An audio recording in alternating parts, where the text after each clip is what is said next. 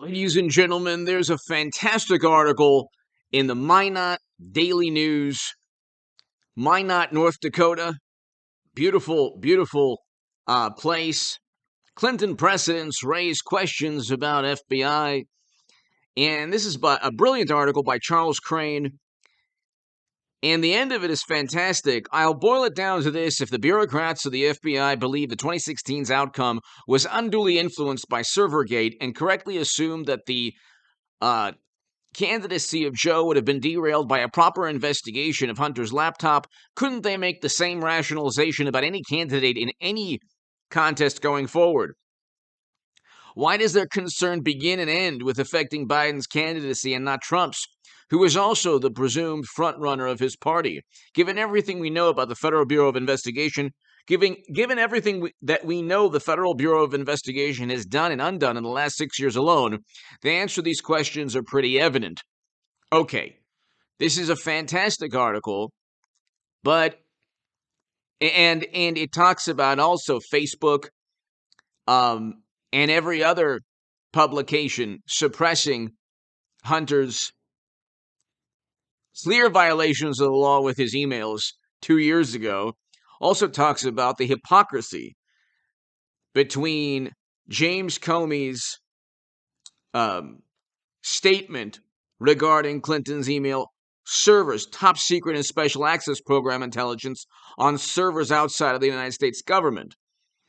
Now, they've suddenly convinced themselves that Trump is a menace to the intelligence community because he had boxes with classified data, top secret data, and human intelligence sources. Same thing with Clinton. Clinton also, there are numerous articles that talked about how the identities of government officials were compromised by Clinton's servers. That we can go into forever. There's a difference between, it was a digital and cyber nightmare. You can do a lot more damage funneling classified data from secure government networks onto servers for 4 years than owning 15 boxes as a former president. Okay? And deleting 30,000 emails without government oversight. And we have no clue who she emailed. And I want a Hillary Trump 2024 for a lot of reasons. I'd vote for Trump, obviously. But we need to relive 2016 and get it over with. Because every single day is this Twilight Zone alternate universe of 2016. But I keep doing the same type of segment, and I want people to realize this. If he gets indicted, and Trump could very well get indicted because they set up and framed an innocent man with a Steele dossier that was literally purchased by his direct political rivals, Clinton and her team and her campaign, and the DNC paid FEC violations because they used campaign donations. Ironically, donations from Bernie Sanders, who was cheated. So they cheated Bernie Sanders, funneled the money that very, very idealistic progressive voters gave to him, and utilized that money to buy a Steele dossier, funneled through the U.S. government. That was complete fake and phony and bogus information. It was the epitome of what they claim Trump and his lies have caused. They're the ones who perpetuate the biggest hoaxes. They're the ones who lie the most. Trump never was installed by the Kremlin. That was an absurd fantasy of Democrats. The Mueller probe found nothing. That's why nobody was ever indicted. Trump wasn't, for conspiring alongside foreign intelligence officials. They couldn't get him on his tax returns. They couldn't get him in Georgia, in New York, with Stormy. Avenatti's now in prison. And you have Pelosi's husband sentenced to 5 days in jail. And so you have Democrats left and right being prosecuted for crimes that they wished Trump committed.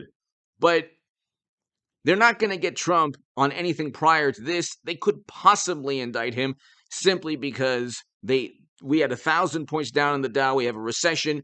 Interest rates are going up. During a recession, we have inflation that's through the roof, and it's going to stay high for a long, long time. Unfortunately, the Pandora's box is out in terms of economic problems that they created when they gleefully tanked the U.S. economy.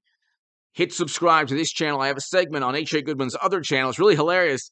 I was actually thinking of doing it on the Stock Market Crash channel, which has 5,000 subs. H.A. Goodman's other channel has almost 20,000 subs, but I did it on that channel. It's worthwhile. It's very important. It's about the 1,000 point drop in the Dow today. Hit subscribe to this channel. We'll zoom past 200,000 subs in no time.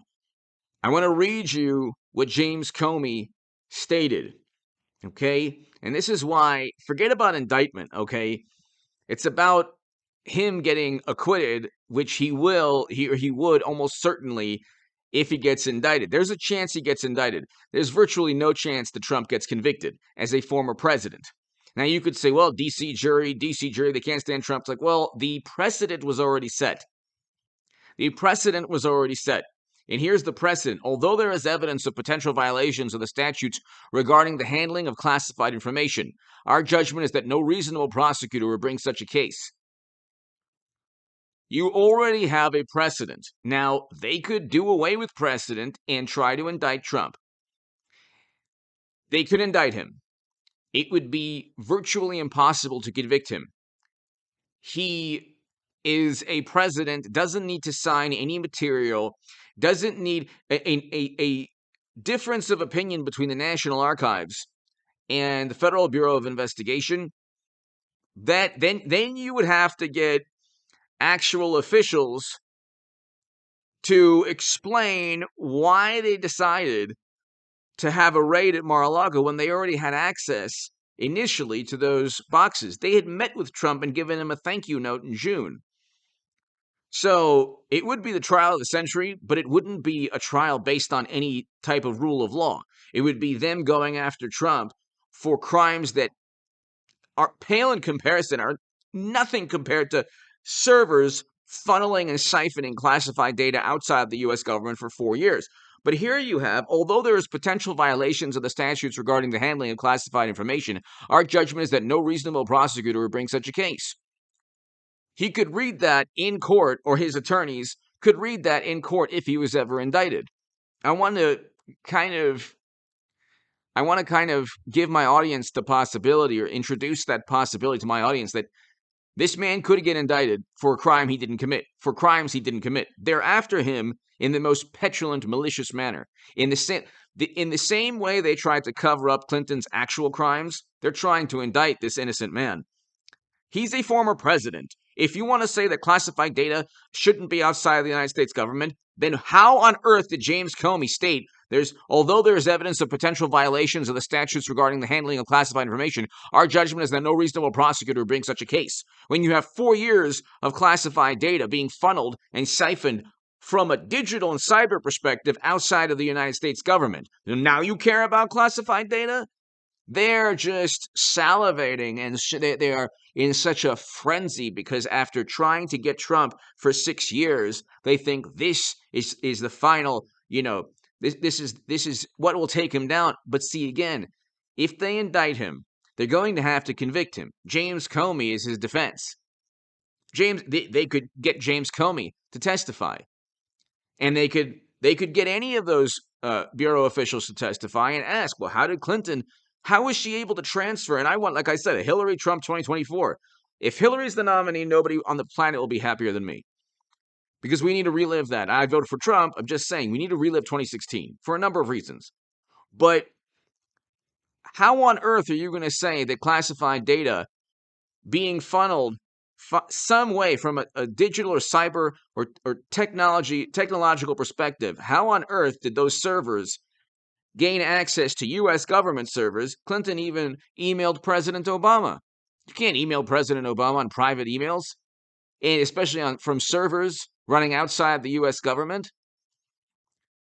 And then she had corporations taking care of all of her emails, including classified data, for numerous years after she left the Secretary of State. So the whole thing was a complete mockery of classified intelligence. They're not going to convict Trump. They could very well indict Trump. They can't convict him because they can't. The precedent has already been set by James Comey. So if they're convicting a former president and there's no precedent other than Clinton and Comey covering up massive crimes, funneling classified data outside of the U.S. government on secret servers that even President Obama didn't know of, How on earth can you convict Trump in a court of law? And you're only going to make him more popular. You're only going to put a spotlight on the actual crimes Democrats committed with Hunter and Hillary. And Democrats could very well lose to an indicted Trump going into 2 years from now. They would have to indict him within the next year to get that trial before 24. So that would be very difficult. Also, you're setting a precedent for Democrats and Democratic presidents, for Republicans to go after Trump Republicans to go after. We know Cheney wouldn't, but because Cheney is basically a Democrat on foreign policy, which is somebody who loves never-ending counterinsurgency wars. Another moral imperative to vote for Trump. Okay, if you want a great economy and you want a great foreign policy that opposes never-ending counterinsurgency conflicts, vote for Trump, or vote Trump Republican. If you want a recession forever, vote Democrat. And you see what's taking place. It's only going to get much worse, and I explained that on H.A. Goodman's other channel. Hit subscribe to this channel right now. Comey is essentially going to save him from conviction. Give me your thoughts. Thank you.